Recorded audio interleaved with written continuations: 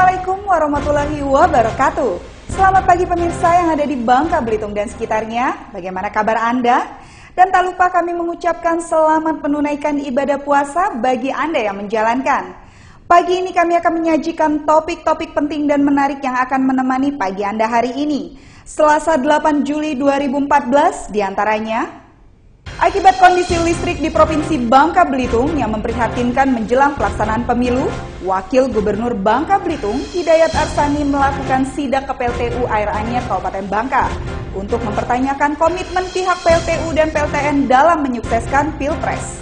Pemadaman listrik yang terjadi beberapa bulan terakhir di Provinsi Bangka Belitung tidak hanya menuai aksi protes dari warga masyarakat maupun organisasi masyarakat.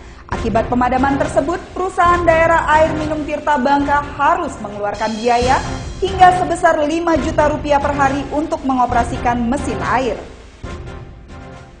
Jelang pelaksanaan Pilpres 2014, sebanyak 346 personil Polres Bangka diterjunkan guna mengamankan jalannya pemilu yang tinggal menghitung hari dilaksanakan. Bersama saya Kartika Indriani, inilah seputar Bangka Belitung Pagi.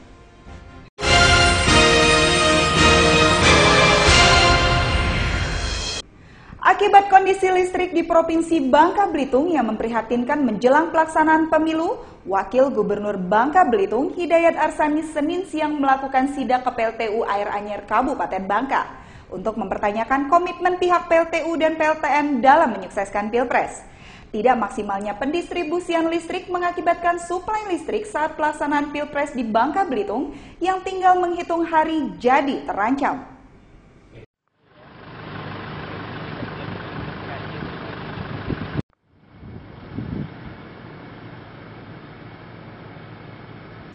Pemadaman listrik yang terjadi dalam beberapa bulan terakhir di Provinsi Bangka Belitung tidak hanya menuai aksi demonstrasi dari warga masyarakat maupun organisasi masyarakat. Wakil Gubernur Bangka Belitung Hidayat Arsani bersama beberapa organisasi masyarakat dan pengurus KNPI Senin siang melakukan sidak ke PLTU Air Anyer Kabupaten Bangka guna mempertanyakan komitmen pihak PLTU dan PLN dalam menyukseskan Pilpres. PLN jujur benar Pak Ali, jangan tutup Pak Ali, bisa nggak Pak Ali? Pemadaman listrik yang terjadi setiap hari di Bangka bahkan hingga berkali-kali dalam satu hari selama bulan suci Ramadan ini dikhawatirkan dapat berdampak buruk terhadap kelancaran pelaksanaan Pilpres 2014 di Bangka Belitung. Dikhawatirkan terjadinya kecurangan saat penghitungan suara akibat listrik mati. Wakil Gubernur Bangka Belitung mendesak pihak PLN dan PLTU supaya tidak melakukan pemadaman listrik saat pelaksanaan Pilpres di Bangka Belitung yang tinggal menghitung hari. Himbauan dari Pak Wagub, ya, kita Pilpres ini kalau mati lampu ini nanti indikasinya apa lagi? Mencurigakan, perbuatan tidak menyenangkan. Pilpres harus standby lampu. Tidak kondusif, Pak. Tidak kondusif. Nanti katanya menang si A, menang si B karena lampu. Padahal lampunya memang nggak kuat. Himbauan dari Pak Wagub kepada masyarakat. Saya rasa tidak bisa lagi himbau deh. Tangkap saja orangnya. Terkait adanya indikasi dugaan korupsi dalam pembangunan PLTU Air Anyer yang mengenai dana APBN sebesar 686 miliar, Wakil Gubernur mendesak pihak kepolisian dan kejaksaan selaku aparat penegak hukum agar segera mengusut tuntas dan menangkap pimpinan proyek pengadaan PLTU Air Anyer. Pembangunan PLTU Air Anyer berkapasitas 60 MW dimulai pada Juli 2008 lalu yang dikerjakan oleh konsorsium PT Truba Manunggal Engineering Tbk dan China Hangai Group Corporation.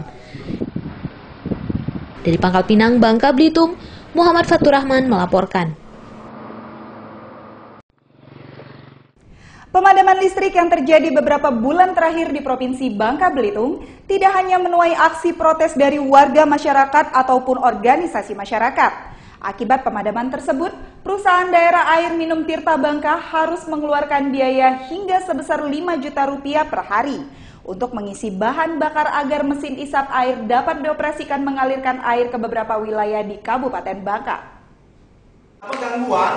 Gangguan, maka pas waktu maghrib tadi pas mau berbuka jadi Merawang, Toba, Mentok, Tubuali sudah interkoneksi Pak PLT. Selain menuai aksi protes dari warga masyarakat maupun organisasi masyarakat, pemadaman listrik yang terjadi setiap hari di Bangka bahkan hingga berkali-kali dalam satu hari selama bulan suci Ramadan ini juga turut dirasakan oleh pihak perusahaan daerah. Akibat listrik sering mati tersebut, pihak perusahaan daerah air minum atau PDAM Tirta Bangka harus mengeluarkan biaya hingga sebesar 5 juta rupiah per hari.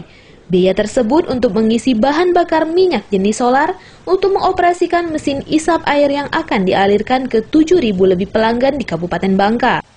Sedangkan biaya sebesar 5 juta rupiah tersebut hanya dapat mengaliri 3 wilayah di Kabupaten Bangka, di antaranya wilayah Kecamatan Sungai Liat, Kecamatan Pemali, dan Kecamatan Merawang. Untuk mendapatkan sumber air baku yang memiliki kualitas baik, pihak PDAM Tirta Bangka memperolehnya di 3 tempat, yakni wilayah Merawang, Pemali, dan Belinyu. Dengan biaya operasional kita. Gitu. Iya. Karena kalau selama ini kita tidak beli solar, sekarang harus beli solar. Oke. Sekarang kerugiannya berapa Pak ini dengan listrik sering mati kayak gitu PDAM? Tidak begitu signifikan. Tidak dapat kita kalkulasikan. Enggak, minimal aja lah. Minimal rata-ratanya hampir rata-rata 2.500.000 sampai 5 juta sehari untuk beli solar. Akibat listrik nih ya? Setiap ada pemadaman itu sekitar 5 jutaan. 5 jutaan? Iya. Itu hanya untuk Sungai Liat, Pemali, dan Merawang. Untuk mengimbangi biaya operasional dan perawatan mesin yang tinggi, akibat pemadaman listrik yang dilakukan oleh pihak PLN dalam beberapa bulan terakhir di Bangka, pihak PDAM Tirta Bangka berencana akan menaikkan harga jual air baku tersebut ke pihak konsumen dan pelanggan. Dari Kabupaten Bangka, Bangka Belitung, Endang Kurniawan melaporkan.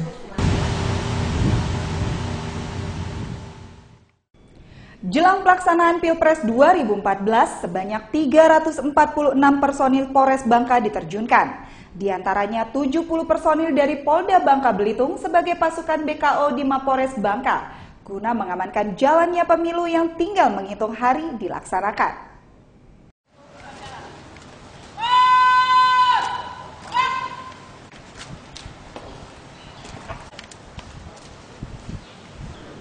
Apel siaga 1 di Mapolres Bangka ini digelar untuk mencegah terjadinya hal yang dapat memicu gangguan keamanan saat pelaksanaan Pilpres 2014 di Kabupaten Bangka. Sehingga setiap personel di jajaran Polres Bangka beserta seluruh perwira diwajibkan siaga di wilayah masing-masing.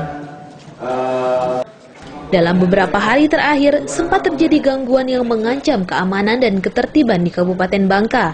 Di antaranya masalah pemadaman listrik yang terjadi dalam 1 bulan terakhir di Kabupaten Bangka, Bangka Belitung, dan kericuhan saat relokasi para pedagang pasar Sungai Liat yang nyaris menimbulkan bentrok antara pihak keamanan dengan para pedagang.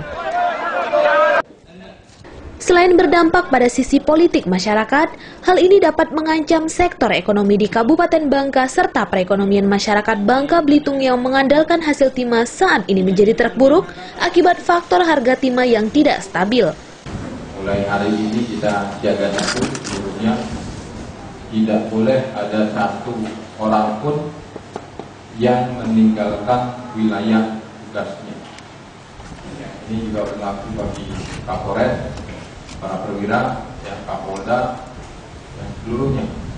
Nah, ini kemarin perintah Kapolri pada saat video konferensi. Selain melakukan pengecekan sarana dan prasarana yang dimiliki oleh pihak Polres Bangka untuk mengamankan jalannya pemilu mendatang, apel siaga 1 ini bertujuan agar seluruh personil dari kesatuan masing-masing dapat meningkatkan fungsinya di lapangan. Sehingga apabila menemukan kejanggalan dapat segera melaporkan ke pimpinan agar dilakukan penindakan dini. Dari Kabupaten Bangka, Bangka Belitung, Endang Kurniawan melaporkan.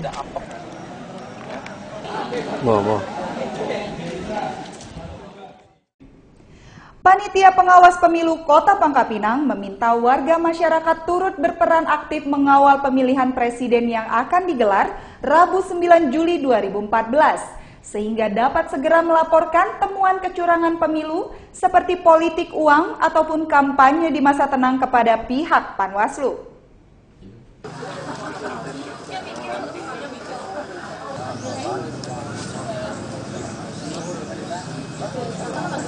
Pelaksanaan pemilihan presiden Rabu 9 Juli 2014 akan digelar di seluruh Indonesia. Masyarakat Kota Pangkal Pinang akan mengikuti pesta demokrasi pemilihan presiden Indonesia untuk masa jabatan 5 tahun ke depan, yakni periode 2014 hingga 2019. Pelaksanaan pemilihan presiden yang bersih tanpa praktek kecurangan menjadi harapan seluruh masyarakat Indonesia agar terpilih pemimpin yang benar-benar dikehendaki masyarakat. Panitia Pengawas Pemilu Panwaslu Kota Pangkal Pinang turut menghimbau warga masyarakat agar mau melaporkan setiap tindak kecurangan pemilu kepada Panwaslu, baik Panwaslu Kota maupun petugas Panwaslu yang ada di kelurahan dan kecamatan. Menemukan kecurangan di lapangan dilakukan oleh salah satu pasangan calon, itu terjadi money politik ataupun yang melanggar aturan tentang pilpres ini, mohon dilaporkan kepada Panwas Kota. Kita sudah kontak personnya, tiap-tiap lurah, tiap kecamatan kita sudah spanduk untuk kontak person kepada kita. Laporan harus bukti dan juga saksi harus lengkap. Ditambahkan Amir, setiap laporan dari masyarakat mengenai kecurangan pada pemilu akan ditindaklanjuti, namun laporan yang dapat ditindaklanjuti harus memenuhi unsur pembuktian dan saksi. Pembuktian dapat berupa dokumentasi foto dan saksi 2 orang yang melihat praktik kecurangan sehingga dapat diproses Panwaslu menjadi tindak pidana pelanggaran pemilu. Dari Pangkal Pinang, Bangka Belitung, Leo Octaviano melaporkan. Ternyata Indonesia tidak pernah kehabisan kerajinan dalam hal pembuatan kain dan songket tradisional. Di Pulau Belitung misalnya, kain cual mulai menjadi andalan untuk lebih dikenal sebagai kerajinan tenun khas Belitung.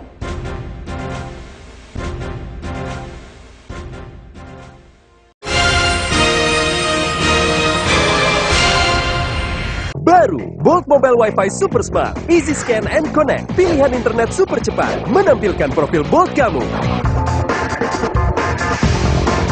Bolt, ini baru internet gue, loh.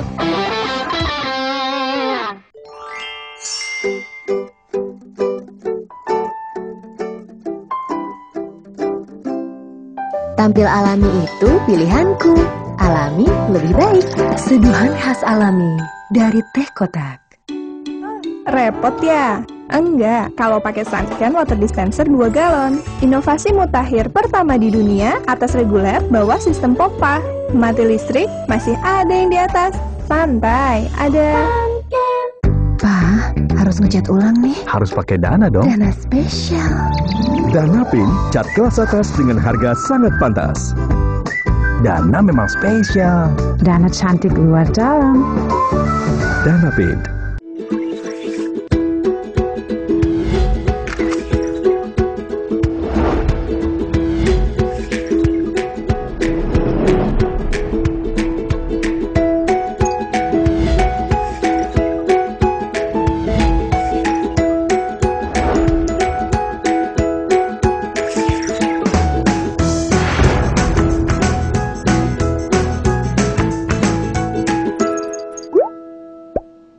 Kadang vitamin C saja tak cukup.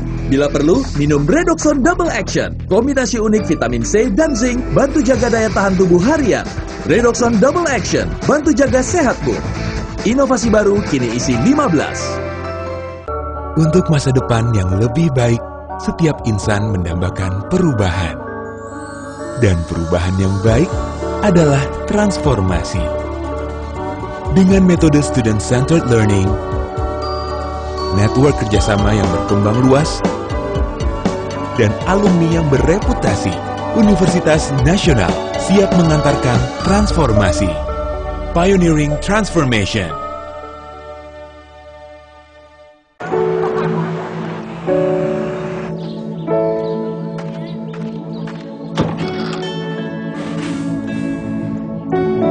Kongguan, nikmatnya berbagi.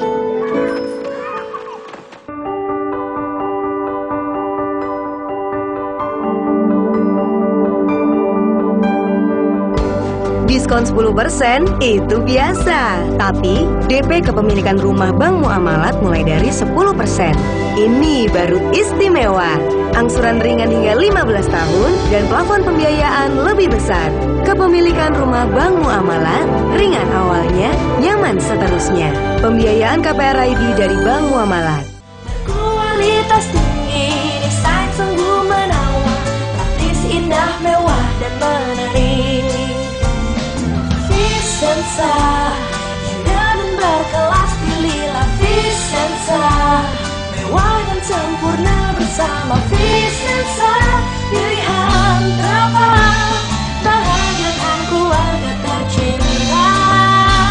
Vicenza to complete with elegance. Gunadarma World Class University membangun insan cerdas, kompetitif dan berkarakter. Bersama Yuji, masa depan diraih saat ini. Universitas Gunadarma. Semoga di hari ulang tahunku nanti aku bisa mendapatkan tempat tidur baru. Amin. Makasih, Mak. Central Spring Bed, rahasia keluarga bahagia.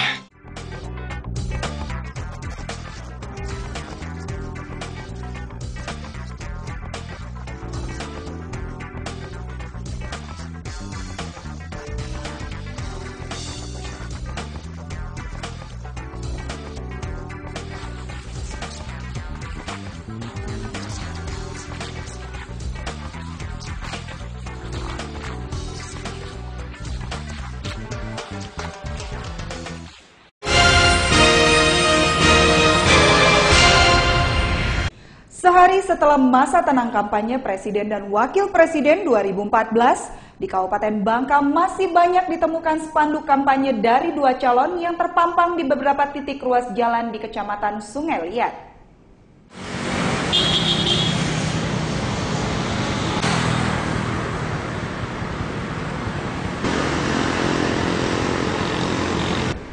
Masa tenang pelaksanaan kampanye pemilihan Presiden 2014 telah berlalu.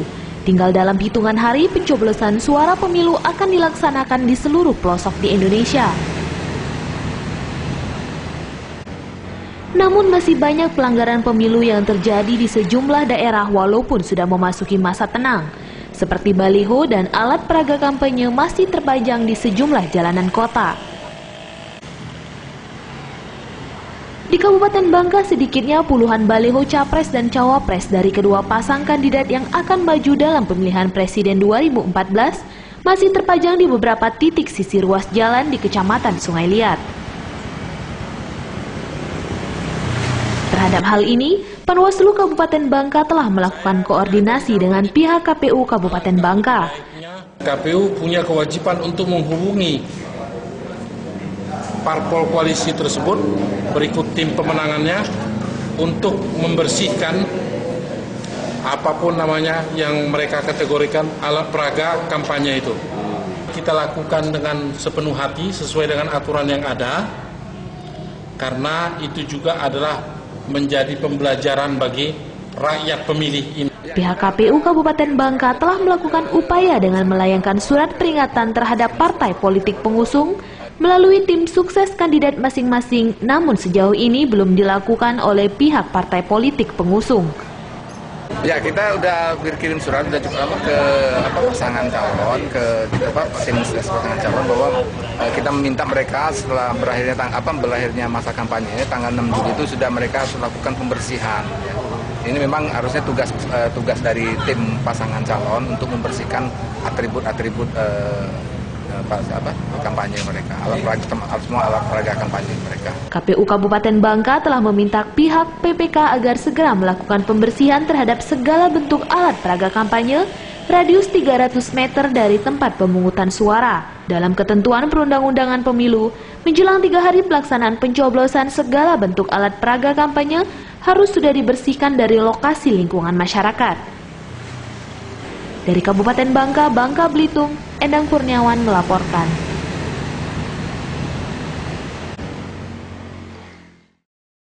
Dalam rangka merayakan Hari Bakti Adiaksa yang ke-54 tahun 2014, Kejaksaan Negeri Kota Pangkal Pinang memusnahkan 7 jenis barang bukti tindak kejahatan yang telah berkekuatan hukum tetap di depan kantor Kejari Kota Pangkal Pinang. Kaset VCD dan senjata api.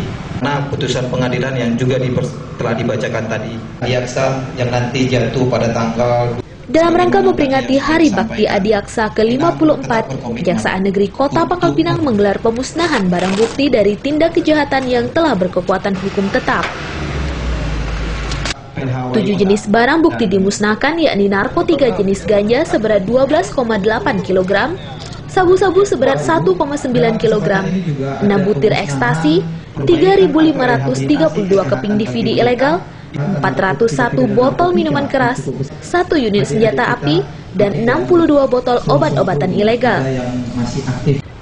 Pemusnahan barang bukti dilakukan dengan cara dibakar maupun dihancurkan menggunakan mobil penggiling. Sedangkan untuk senjata api dimusnahkan dengan cara dipotong menggunakan gergaji listrik. Kepala Kejaksaan Negeri Kota Pangkal Pinang, Leo Ebenezer Simanjuntak mengatakan, barang bukti yang dimusnahkan merupakan barang bukti dari hasil penindakan dari Agustus 2013 hingga Juli 2014. Pemusnahan barang bukti juga rutin diadakan setiap tahunnya. 13 yang lalu sampai 2014, karena pelaksanaan eksekusi pemusnahan khususnya narkotika dan narkotika harus dihadiri oleh unsur muspida, pemuka masyarakat, dan pers.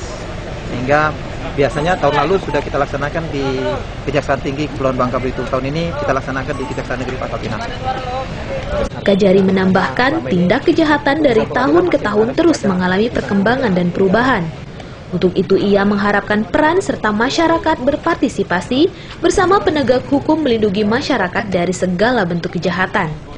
Dari Pangkal Pinang, Bangka Belitung, Leo Octaviano melaporkan. Ternyata Indonesia tidak pernah kehabisan kerajinan dalam hal pembuatan kain dan songket tradisional. Di Pulau Belitung misalnya, kain cual mulai menjadi andalan untuk lebih dikenal sebagai kerajinan tenun khas Belitung.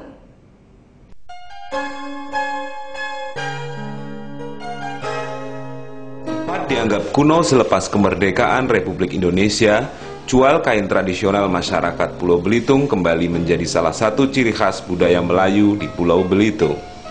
Sejarah kain cual dulunya digunakan sebagai pakaian kebesaran di kalangan bangsawan Belanda dan para saudagar asal Cina. Proses pembuatannya sangat rumit, bahan-bahannya pun terbilang mahal, sebab ada corak benang emas seberat 18 karat yang perlu disematkan ke dalam kainnya. Cual pada dasarnya menjadi warisan leluhur bangsa Melayu yang tidak jauh berbeda dengan kain songket pada umumnya.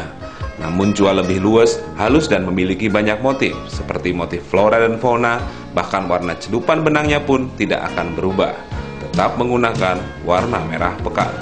Buat selendang. Buat selendang. Ini emang khas asli Belitung ya? Iya. Bahan-bahan dan prosesnya ini seperti apa sih?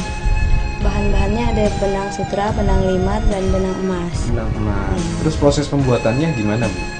Pertamanya? Pertama masukin benang emas dan atau limar, terus disentekan pakai beliro alatnya. Untuk harga kain tenun cual sangat bervariatif, tergantung dari jenis benang dan corak yang dihasilkan. Untuk kualitas nomor 1 yang menggunakan 1 helai benang bisa dibanderol dengan 1 hingga 3 juta rupiah. Dipakai untuk acara adat, acara resmi, kain pengantin gitu. Coraknya gimana, Bu? Coraknya ada tergantung dari motifnya, motif kembang setaman, kembang kenanga, gajah mada, bebek setaman. Satu kain biasanya 2,5 juta. Kalau selendang 1,5. Selama ini pembelinya dari luar lah, Pak. Ada yang dari luar negeri, dari Jakarta. Di Pulau Belitung, tepatnya di Desa Juru Seberang, Kecamatan Tanjung Pandan, Kabupaten Belitung, hanya ada 1 pengrajin tenun cual, yakni Ibu Marhanah. Dengan menggunakan alat bernama beliro penipil, tangannya seakan menari-nari menyelesaikan selendang beserta kain cual khas Belitung ini. Dalam 1 bulan, dirinya bisa menyelesaikan 1 selendang berukuran 1,9 meter dan 1 kain berukuran 2 meter. Kain tenun buatannya menambah keanekaragaman kerajinan kain dan tenun khas Indonesia. Dirinya juga berharap suatu saat nanti kain cual buatannya bisa mendunia seperti batik. Demikian seluruh sajian seputar Bangka Belitung pagi hari ini. Terima kasih atas perhatian Anda. Dan sesaat lagi kita akan bergabung dengan seputar Indonesia Pagi RCTI Jakarta. Saya undur diri. Wassalamualaikum warahmatullahi wabarakatuh.